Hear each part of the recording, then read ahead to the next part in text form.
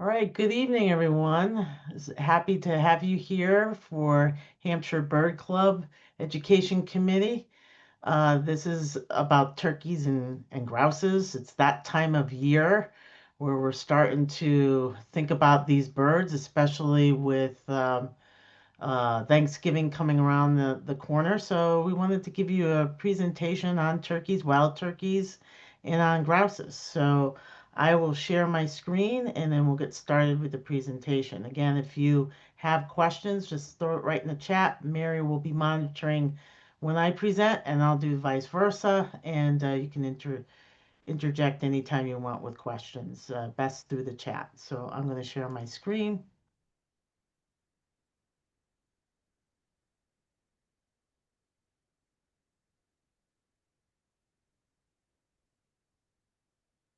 All right, can everyone see my screen? Let's just swap that around there. Everyone see the screen? Yes. All right, very good. So let's get started about turkeys. Um, what we're going to talk about in this workshop today is understanding wild turkeys as well as domesticated turkeys. Domesticated turkeys are the ones we typically eat. And then we'll talk about a little bit of their wild turkey distribution and their habitat, and then have some fun and fascinating facts about turkeys themselves. So, when we want to understand about wild turkeys, to give an overview, this is the typical wild turkey, the tom, and then you also see the lovely hen here on the right hand side. Wild turkeys, their physical characteristics, you're looking at the typical Eastern wild turkey. There's actually five subspecies of turkeys here in North America. But wild turkeys, the males, can stand about 4 feet tall as well as the females. And the males, you can see the tom, he is spreading his fan out so he can attract some hens. Um, he typically has a blue head and hair-like beard, but the smaller female, she's a little bit smaller than the male, not as colorful as the male, but she's around. And so they do have a little bit of a wadded neck. They have some fleshy skin that is hanging around the throat area. And then the plumage does vary by species and gender. So, you can see here this turkey, he's all fanned out and trying to attract females. They do they are not uh, attracted to one mate, they will mate with multiple hens. So something about Massachusetts, when it was first settled, there was turkeys everywhere. They were plentiful. But due over the years to overhunting and deforestation, the last wild turkey was killed on Mount Tom in 1851. So that presented a problem. There were no wild turkeys in Massachusetts for quite some time until the 1970s, when Mass Wildlife in UMass trapped a bunch of turkeys, wild turkeys in New York, and then released them in Massachusetts. There was about 37 birds released between 72 and 73. Now it's estimated anywhere from about 30 to 35,000 wild turkeys are in Massachusetts. And so what's interesting about this is there's five taxonomic flavors of wild turkeys, if you will, that you can get. In our area, Massachusetts, it's mostly the eastern, but and that's what you see here, but there's the Ola, Rio Grande, Marions, and Goulds, and we'll talk about that in a few minutes. But the eastern is what you typically will find in Massachusetts and in New England. So what turkeys love to do, they do gather in groups called flocks, and they can be aggressive if they feel threatened, if they feel like that they're having some sort of issue, or they want to go after something, they will. That could be anything: pets, people, cars, all sorts of stuff. They're known to attack the reflection of themselves in shiny windows and cars. In their mating and courtship like I said, the males called the tom. They like to do their elaborate display and spread everything out so that they can lure the females. And the tom spreads its tails and goes after all the females. And they also definitely feed nuts, berries, grains, seeds, grass. The young feed mainly on insects. And they also love bird feeders. So I'm going to show you a video of a visit I had from a turkey due to my bird feeder. And believe it or not, the wild ones can fly. They can fly. They can fly up to about 55 miles per hour on short distances, and they roost in trees at night, which is rather interesting. So that's how that wild turkey goes as far as what you'll typically see. Now, in this particular shot here, you'll see that there's the 5 subspecies, okay? In here,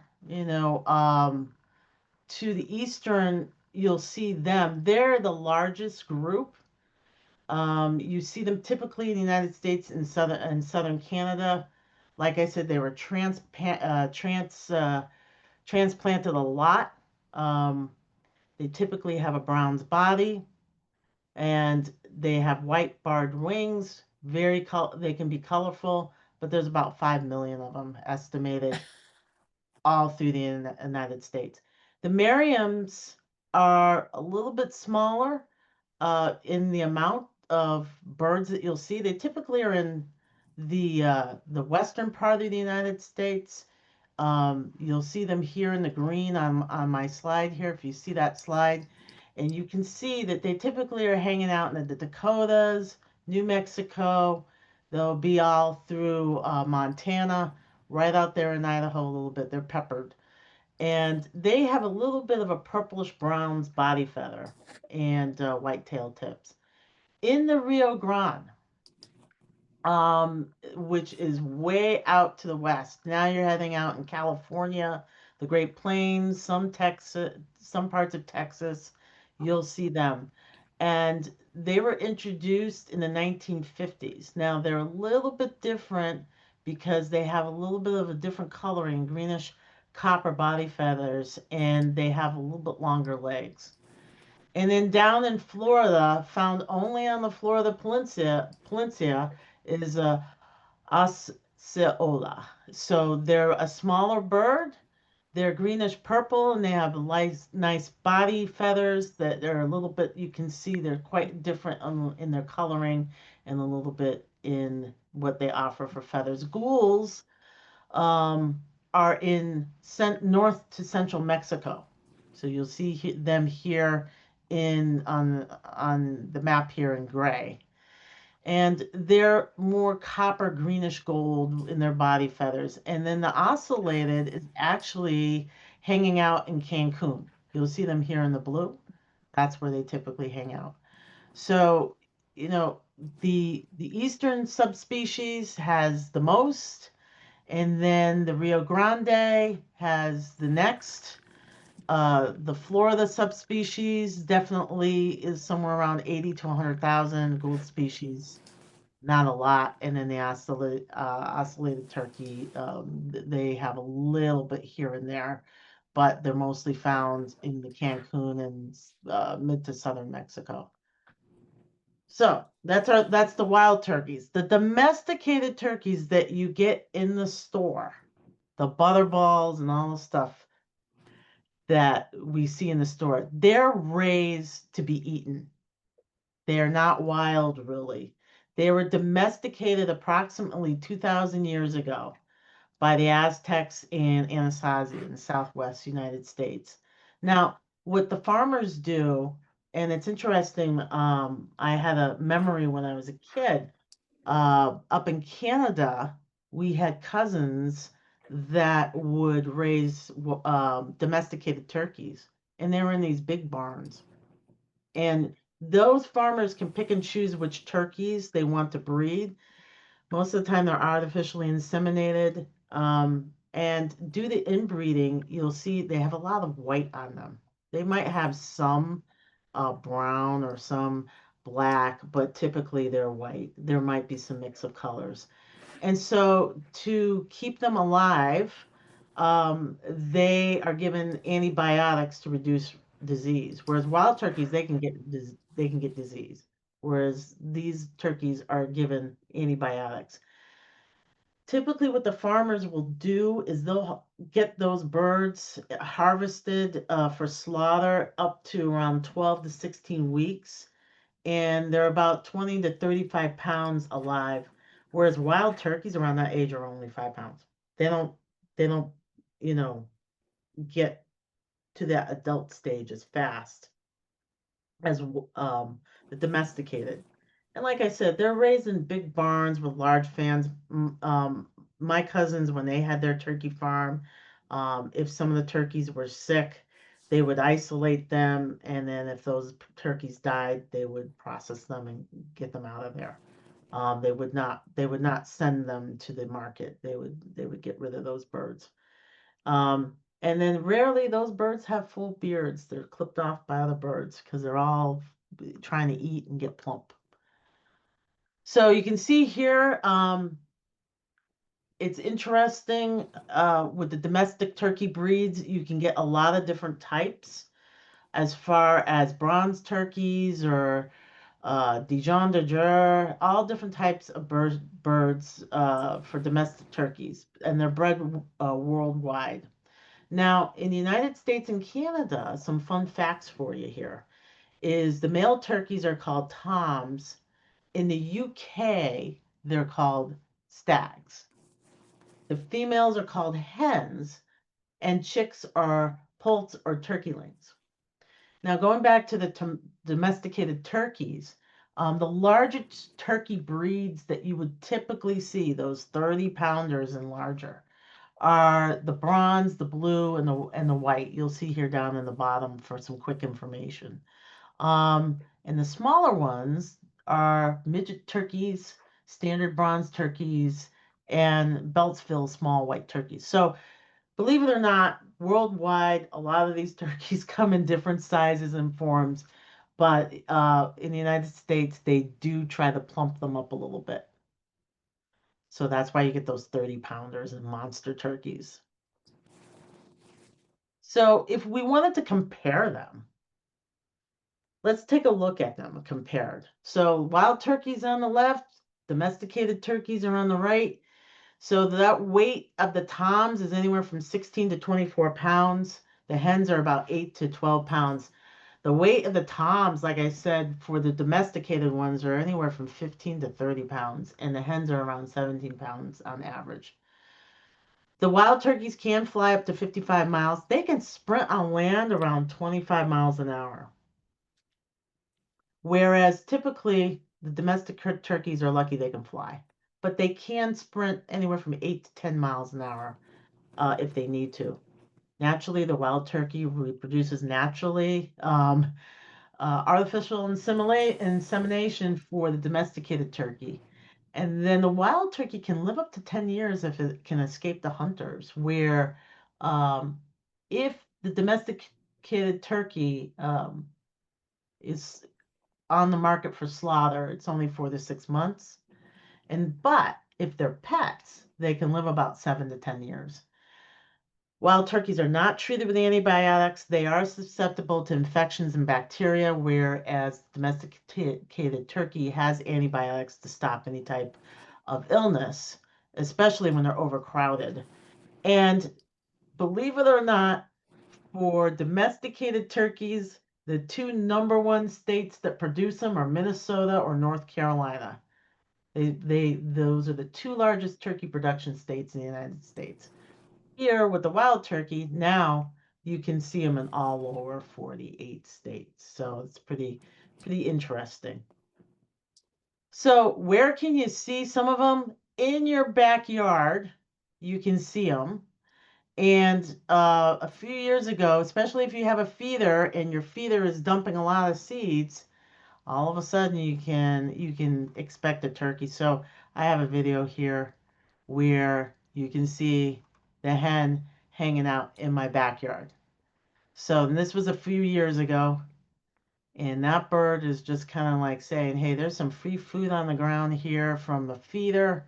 So I'm gonna hang out and get some free food. I was all excited when I saw this. So, and that's a female.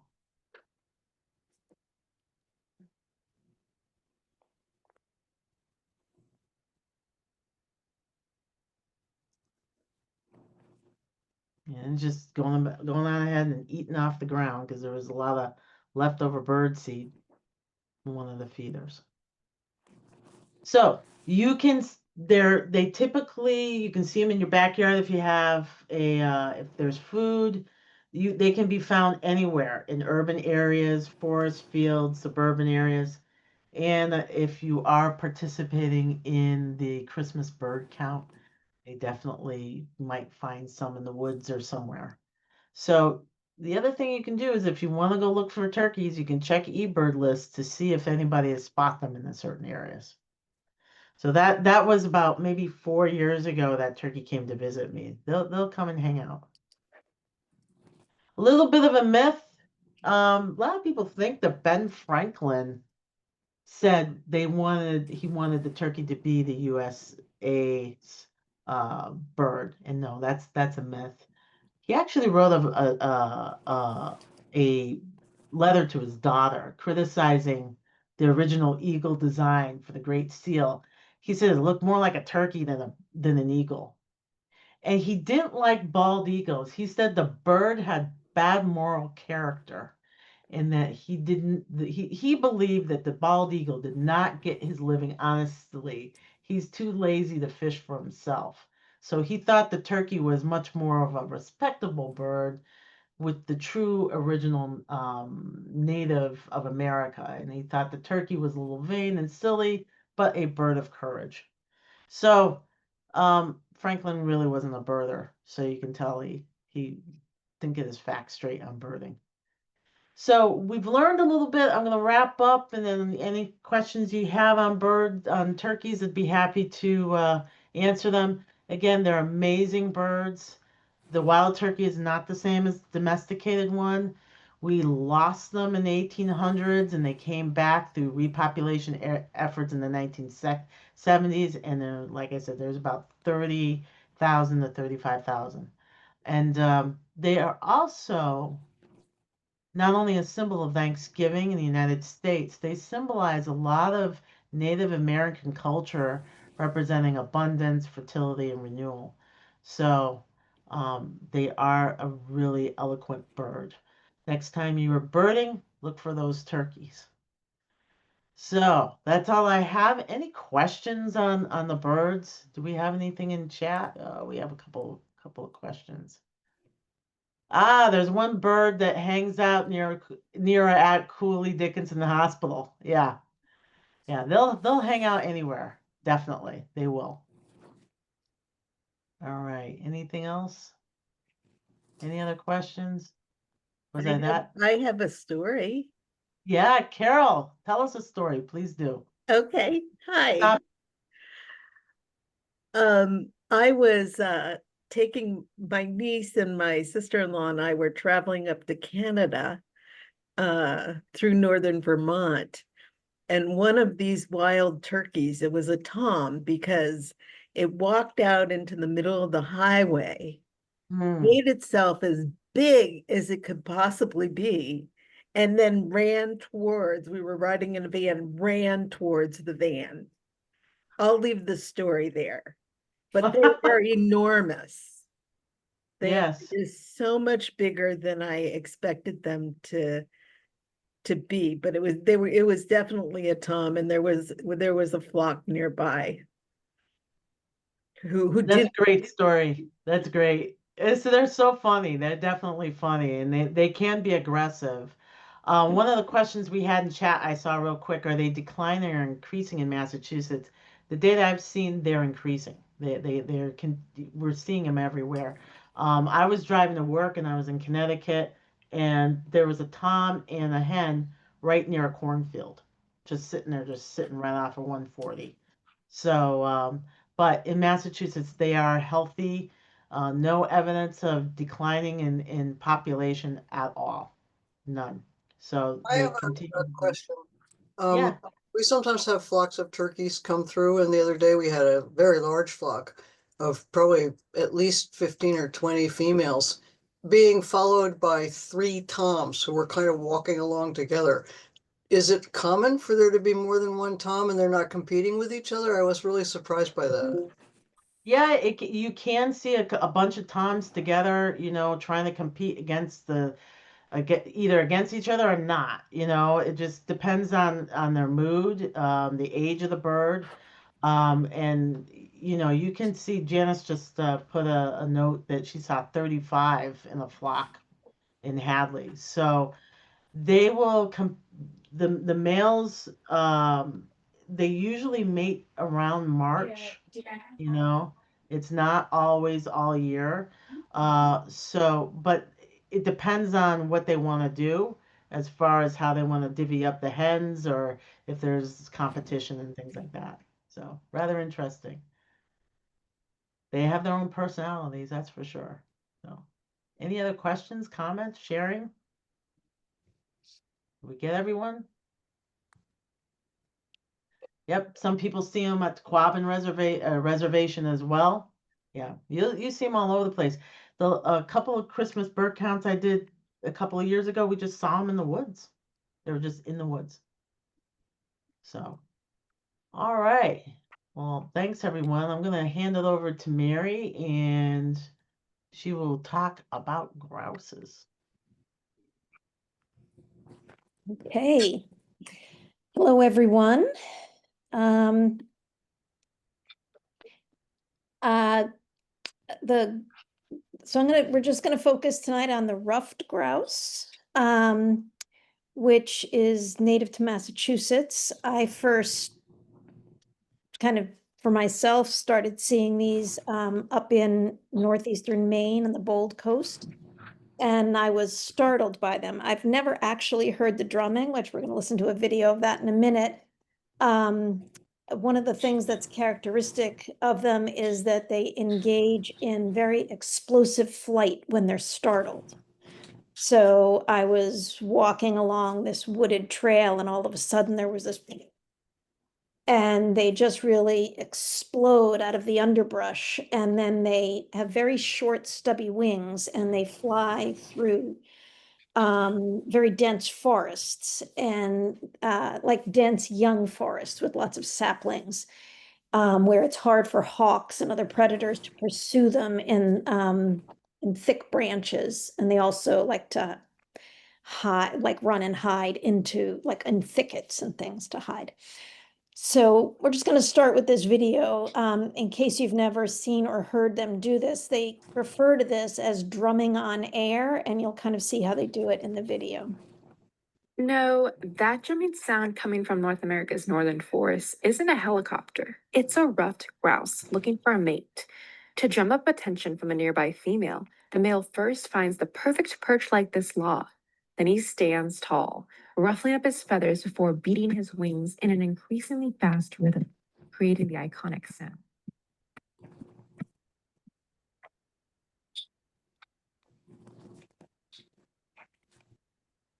Voila. No, that drumming sound coming from...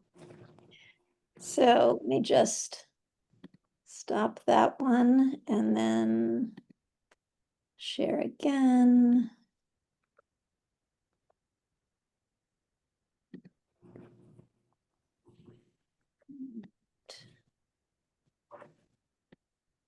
Here, okay.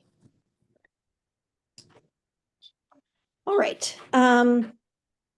So the ruffed grouse is a forest bird.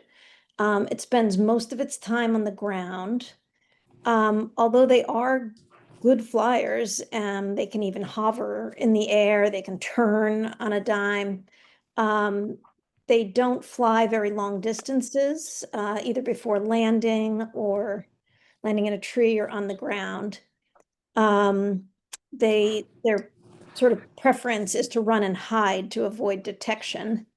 When they feel threatened, they do that explosive burst of flight, which can be startling if you're just hiking through the woods. They often will do that if you're just driving by in a car. They can also do that explosive thing.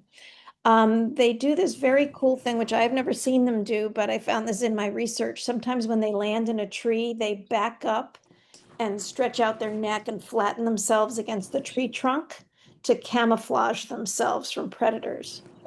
So it's pretty cool trick that they have. So the mating of the ruffed grouse is interesting. They're aggressively territorial, and the males will defend a 5 to 20 acre patch of the forest. Similar to the turkeys, they will strut with a dramatic tail and feather display. Then when they do this drumming, they like to stand on a log, a rock, a mound.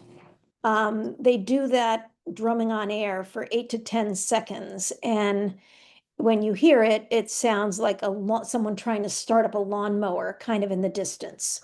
It starts slowly, like to get cranking, and then it really accelerates. They're pretty solitary birds. They don't develop pair bonds, and one male may breed with several hens. And the males are not at all involved in the incubation or the rearing of the chicks. So the females are the ones who construct the nest, and it's just, right in the leaf litter on the ground. They lay a pretty large clutch, 8 to 14 cream-colored eggs. They incubate them 24 to 26 days. Being on the ground, they have there's a lot of potential for problems. So skunks and snakes can get into a nest and get the eggs. One of the things that I learned about when I was up in this area of Maine, this is the third year in a row I've been up there in October, and I always see these hunters, and usually they're hunting the grouse because it's a very popular game bird. A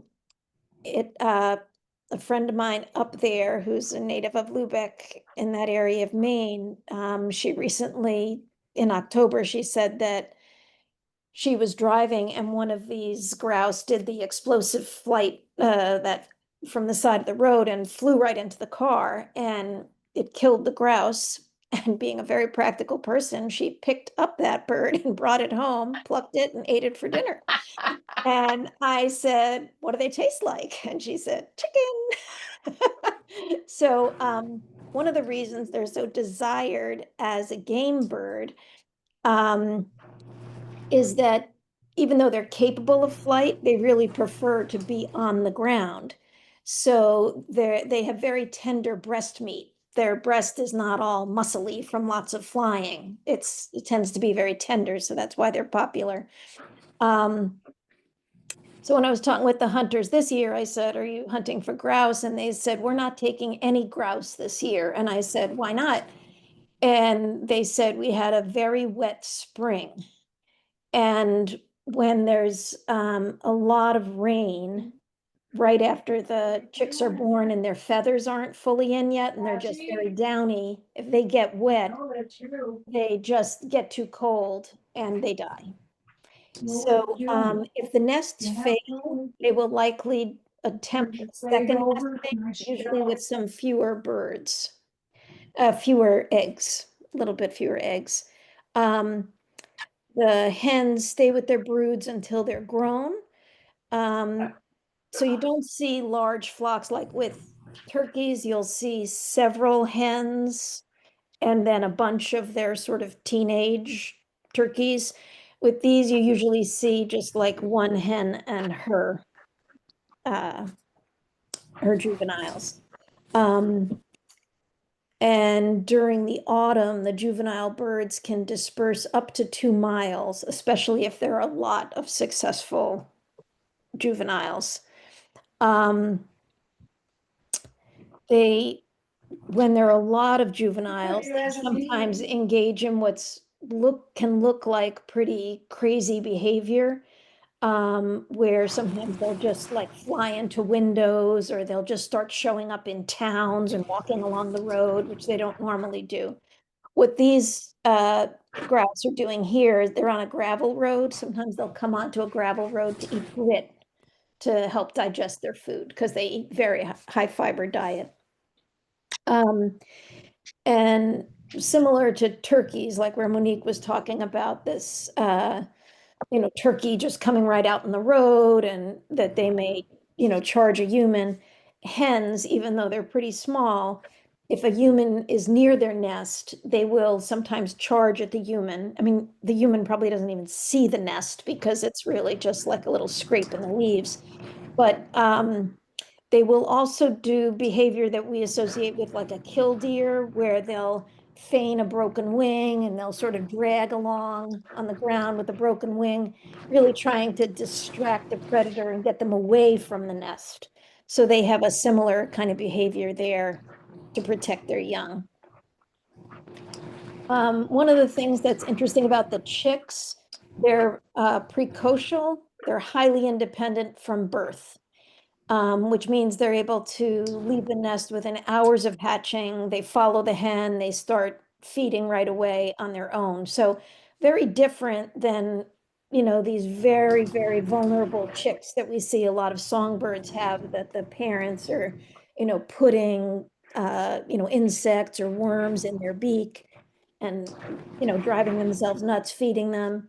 These are really feeding themselves the very first day. Talked about that cold, rainy weather in spring can be deadly. In addition to nest predators, there are also owls, hawks, foxes, bobcats. They have about a 50% survival rate the first year. They don't have a very long lifespan in the wild between predators and hunters. So oftentimes they live just about a year. Like one, they're able to mature, reproduce, and they might not make it through a second year. Within 12 or so days, they're able to fly enough to roost in a tree. That kind of crazy behavior I was talking about, some people call it the fall shuffle. And what they're trying to do in terms of dispersing is each male wants a patch of at least 5 acres. So they really have to try to spread themselves out so that the males aren't competing with each other.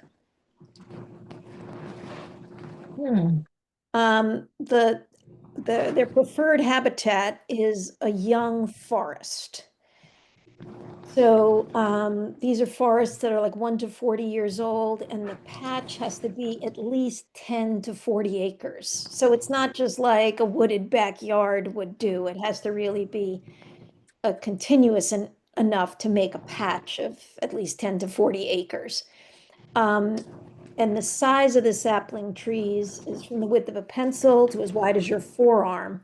And that thickness of cover of the young saplings, but also they're small enough trees that I guess it's maybe like a hawk couldn't really land in such a little sapling so well. So it's like sort of that's their sweet spot. So the best areas for them are where there have been recent forest cuts, abandoned agricultural land that's reverting to successional forest. And a lot of the habitat where I saw them in Maine was abandoned farmland. So there would often be like these old apple trees that were there that you could see that it had once been a farm. And now it was just sort of growing in with these young saplings kind of coming up around where these old apple trees had been abandoned. And also areas affected by fire. So those are good sites for them. And the lots of mature forests don't work for them. Another element in the habitat that they look for, and this is critical to the courting rituals, are downed logs or stone walls or other little kinds of mounds where the males can do their courtship display. There's also they really need a nearby nutritious food source. And one very interesting aspect of the ruffed grouse is that they don't migrate. And often they live their entire lifespan in a very small area, a few acres. Or, maybe up to 10 or 20 acres, but they don't migrate at all. So they really they stick very close to a small area. So the area has to be rich in the kinds of foods that they're looking for. So aspen, birch, alder, cherry, the buds and catkins of those. Also trees and shrubs like apple, blueberry, grape, high bush cranberry, hawthorn, um, and things like acorns, hazelnuts, beech nuts, all of those things are their winter food source. Critical for raising the chicks, they need overgrown or brushy fields that have an abundance of protein-rich insects. And as I mentioned, sometimes you'll see them along the sides of gravel roads where they're picking up grit for their digestion. So they have a number of interesting adaptations to help them survive the winter. Their distribution is they're found in the Appalachian Mountains up into the Maritime Province. So they're found throughout the Southern Appalachians, the Mid-Atlantic states, New England, up into the Maritime Provinces, all the way across Canada through the Canadian Rockies, even up into central Alaska, down into the Pacific Northwest. Some of the most popular and productive hunting areas for them as game birds are in the Midwest, like Minnesota, Wisconsin, Michigan, have some of the real prime hunting for them. So they have a pretty large distribution. And they're in areas that can get pretty cold and they stay there year round. In the fall, they get this layer of feathers on their legs, and that helps them conserve body heat. They also grow extra feathers around their beak and nostrils to just breathe the air, warm the air that they breathe. And they nest on the ground. In the winter, of course, they're not nesting, but they need some place to be. So what they do is they plunge into these drifts of soft, powdery snow, and they kind of burrow in there. And it gives them protection both against the cold and in relation to predators. The snow insulates these shelters, and where the temperature and the air can be as much as 25 degrees warmer than the air outside. So actually, when there's a lack of snowfall, that can be harmful to the grouse. They need the snowfall to be able to use the snow for their burrows. Another one of their cool adaptations is that they have these little cone-like projections all along the edges of their toes. Think of these as these pectinations are like little snowshoes for birds. And it helps them walk across the snow without sinking. And it also helps them grip icy branches. And those pectinations will fall off in the spring. But they're just a unique adaptation for a bird that's sticking around over the winter.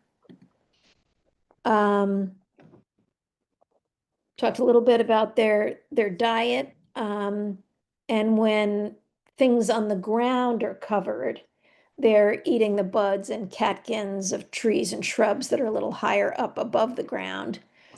They're able to digest bitter and often toxic plants that other birds don't bother with, so that there's less competition for some of the food that they're willing to eat. They can eat a lot of fibrous vegetation, and another very useful adaptation that they have is they have very large crops. So they can consume enough food to last them all day or all night in just minutes. So you think of so many birds that we see like at our backyard feeders, and they're out there for hours foraging. It seems like all day they're foraging. these birds have a lot more leisure time in their day where they can just hang out in their snowdrift because they don't have to keep foraging all day. In a very short period of time, they can forage pretty intensively, consume a lot of this high fiber vegetation, and then digest it very slowly over a long period of time. So that adaptation, on the one hand, keeps them from being out in the extreme cold for many hours at a time. And also it protects them when they're out in the cold foraging, they're more vulnerable to predators. So this adaptation helps them with that as well. Their population in Massachusetts peaked between the Civil War and World War II. There was a lot of the state was in farmland, so you had a lot of edges that they were made good habitat both for nesting and feeding. I was recently reading the notes from the bird journals of Henry Thoreau when he was at Walden and living in the Concord area. And he refers a lot to partridges. And this is in that area of northeastern Maine where I first started to learn about these birds. They call them partridges. And during the time of Henry Thoreau, which was around the Civil War period, they also called them partridges, and they were very prevalent. And he would see them around Walden Pond and the sort of the fields and forests around Concord. So as the forests in Massachusetts matured, their numbers really started to decline. And Janice, you will appreciate this, especially for those of you who might not know Janice yet. She led our Christmas bird count for years, and the most accurate information that exists in relation to populations of the ruffed grouse comes from the Christmas bird count. So stand by for December 14th and let's try to find some of these in Massachusetts. But according to the Christmas bird count, the ruffed grouse population declined by an average of 69% in the New England region. In the Mid-Atlantic region, that decline was even higher. They declined by 84%. And in the Southeast region, the Southern Appalachians, they decreased 71%. So they're significantly more abundant in the New England area than in the Southeast or the Mid-Atlantic. Just a couple other details that I forgot to throw in earlier. One is in the north, the birds tend to be very mottled. And that helps them tremendously in terms of it helps them camouflage being on the ground. If, you know, when they're on the ground, you might not even see them because they're so well camouflaged. But some of them are more gray and some of them are more brown. Some of them are mixed.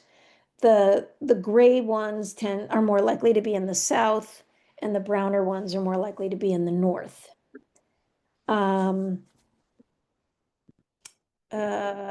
Just trying to see if there's any other details I missed. I don't see any, so I'll just open it up to any questions that people may have. I'll stop sharing. We have a couple of questions, Sure. Mary. What I want to do is we did miss one for the turkeys. I just want to revert back to that. On the turkeys, there was a question. I apologize for missing it. What are the genetics? How close are the genetics versus the wild turkeys versus domestics? Going back to the turkey discussion, yeah, you have to realize that the domestic turkey has been inbred so many times that looking from the turkeys of the wild turkeys and the domesticated, the genetics are starting to spread further and further apart. So that's, I haven't really done too much analysis on it, but you can imagine that as they get inbred for the domestic turkey, it is definitely spreading from wild turkey. They're just starting to spread apart as far as genetics are concerned. So thanks for that question. Now back to the grouse. One question we have is, what is a crop on grouse? So, Janice or someone else, feel free to jump in, but a crop is something in their digestive system. I had backyard chickens for many years, and when chickens have been eating a lot, you can see that their crop kind of bulges out. So it's kind of a place in their digestive system where food kind of lands there. And then when they have grit, I think it may be the same thing as a gizzard when we think of the gizzard and the chicken, and sort of grinds there with some grit to kind of start to break it down before it goes through and gets digested the rest of the way. Janice, do you want to add anything to that about the crop? No, that's accurate. Okay. And then I saw there was another There's question. some more, yeah, there's some more questions here.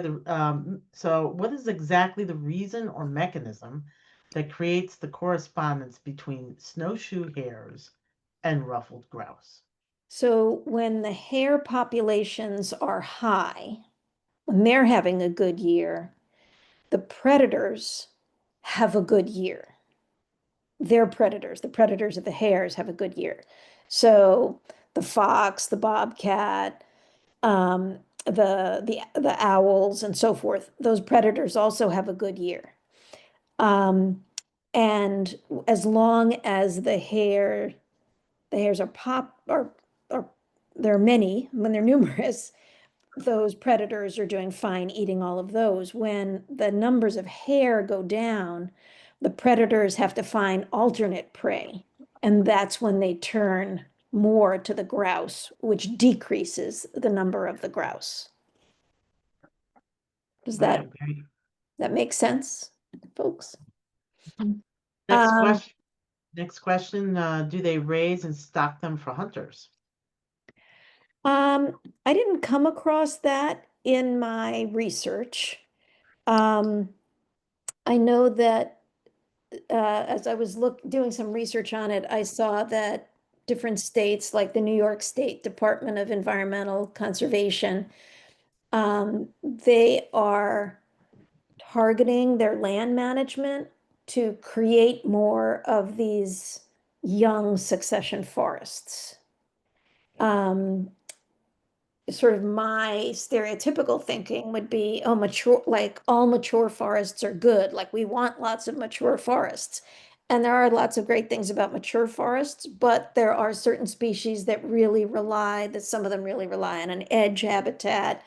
The ruffed grouse in particular really relies on a young area, a young forest. So sometimes they're doing things like actually cutting an area, in a managed way to have these newer forests growing in. So I think they're managing it that way.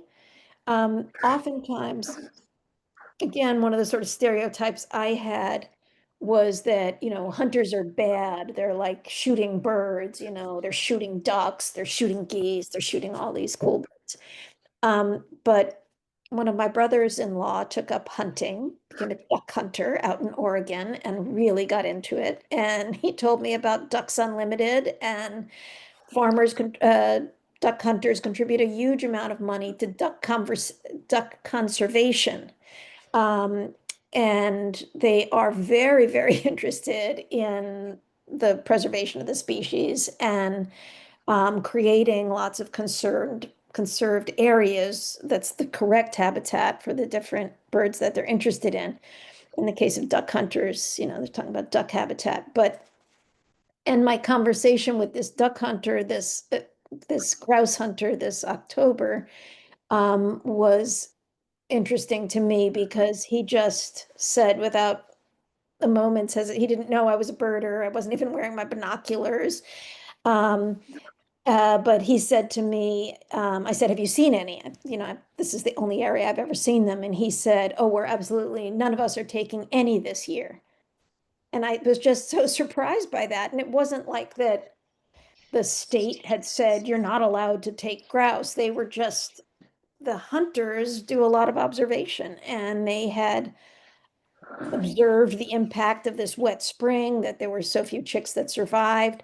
And so because they are interested in being able to hunt grouse in the future, in a very practical way, they were deciding this year we're not taking any grouse and we're hoping for a better spring. So I was a little dismayed to hear him say, today we're going for woodcocks. I thought, woodcocks, oh, they're so cute. But then I thought they're probably not going to find any woodcocks. They're so hard to find. So they went off to look for the woodcocks. But it has, talking with hunters out in the woods has taught me that, like, okay, to not stereotype and not assume that, hunters are anti-bird. In fact, a lot of them know a lot about birds and they care a lot about birds and bird habitat.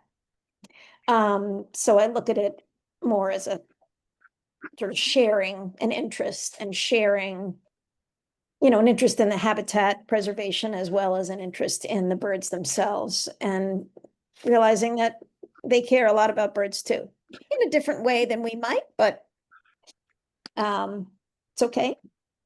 So I don't know of any efforts where they specifically raise and stock them. So far as I know, they're all just wild.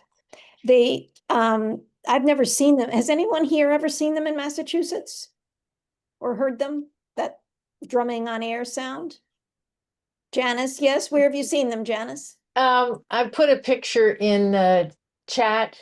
Oh, how cute. Where was that? This was about 2 miles from my house. And you can see my foot, you can see how close I was to it. Uh-huh. I started walking on this road. I decided I could be if I was going to be a better birder, I need to go on the same road over and over again. And so that's why I started. And this one summer, this grouse showed up. I heard this grouse, right? Mhm. And I think if I walked there 90 days, it showed up 85. Wow. And it would start at a certain point and I'd hear it, crinkling in the leaf litter. And I knew it was there, and I called it grousey, like brilliant, right? And I never fed it anything, but it would walk with me maybe a third of a mile, and then it wouldn't go beyond that point. And it was a time, so I'm trying to think of how long ago. Anyway, I brought lots of people to go see it because most of us had not seen one that close. And I mean, I have pictures if I'm sitting on that trail and it like walked over me, walked on my leg. And then I didn't see it the next year. But I knew who it was. I knew if I saw another grouse, because I had a missing, the tail feather was shorter, it was like identifiable than just say, okay, it's a grouse, it's a grouse. This one, I never heard it in the wings, because it was always like walking with me. And I never had babies. I don't know if it was a male or female. Bizarre. But I hear other people tell a story like that about the rough grouse, that they will like be friendly. Uh-huh. Yes, I mean, I've there heard was that. one on Station Road a few years ago that walked with people.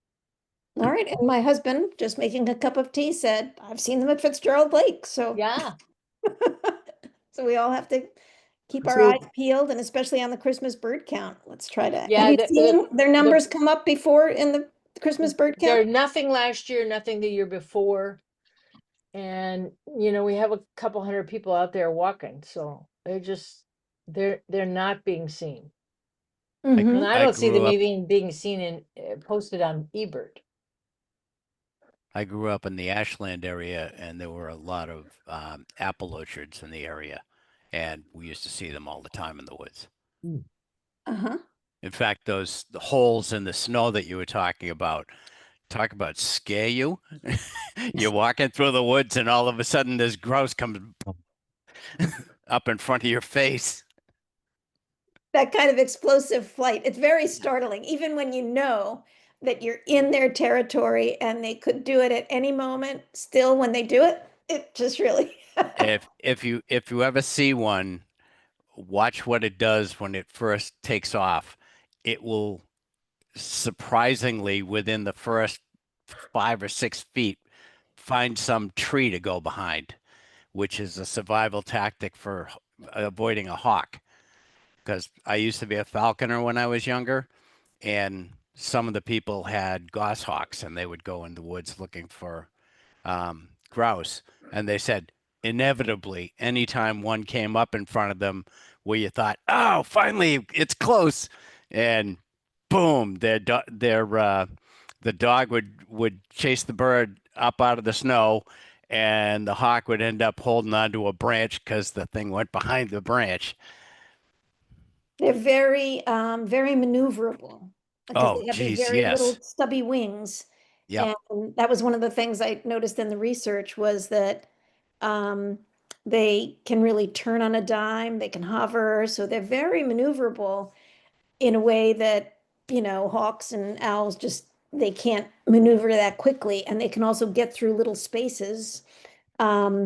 So it's one of their survival techniques. I also see in the notes, Kathy and Jeff saying we've seen them along back roads in the hill towns and had an active breeding hen and her chicks in the backyard in Richmond, Massachusetts. And someone else is adding, maybe Joseph, have heard grouse out in the Berkshires in South County. So in Massachusetts, they're distributed from the Berkshires all the way out to the pitch pines of Cape Cod. Not on Nantucket Island, but they're more the more population, like according to the Breeding Bird Atlas, their population is more concentrated in the western part of the state. But we need to do a better job finding them on the Christmas bird count. Has anyone else seen any others in any other places around Massachusetts? Or good habitat for them? Carol? I used to see them a lot when I lived in northern Vermont. Mm-hmm. And typically, the two places I would run into them would be actually in tall, like native species, grasses and bushes and along the side of the road. And they were always really pretty friendly. Mm-hmm. And where I lived, there were thousands and thousands of acres of wilderness. So it wasn't like, they would have been encountering a lot of people. But then the other place has been hiking on trails in the Green Mountains and in the Adirondacks. Mm-hmm. Those are the two places I've seen them the most. Well, good. Well, we I've can only all keep seen our them. eyes peeled and our ears peeled. The drumming sound they make, that sound can carry for a quarter of a mile. And they tend to do the that drumming on air. That's going to be in the spring, most often during the breeding season, and it's often just before and after sunrise. So early in the morning is when that would tend to be. Sometimes you hear this little scuffling sound that Janice was describing, where they're just kind of scratching around in the leaf litter. Very well camouflaged, and sometimes along roads, especially dirt roads where there's gravel. Rob also commented that he walked for one day from a hot IP, no luck, and heard them a bit. And then another comment, I heard the drumming sound over and over on Mount Ascutney last April. Very fun. See, some Nice. people hearing them. So April, that would be in the breeding season. So that's, I'm gonna keep my ears open in the spring. Try to find some of these spots for them. Any other questions as we wrap up? It's 8 o'clock. Well, we thank you, everyone, and appreciate your time. I'm going to stop recording, but thank you for your participation and coming to our presentation. We appreciate it. Thank you very much. Well, Thank you.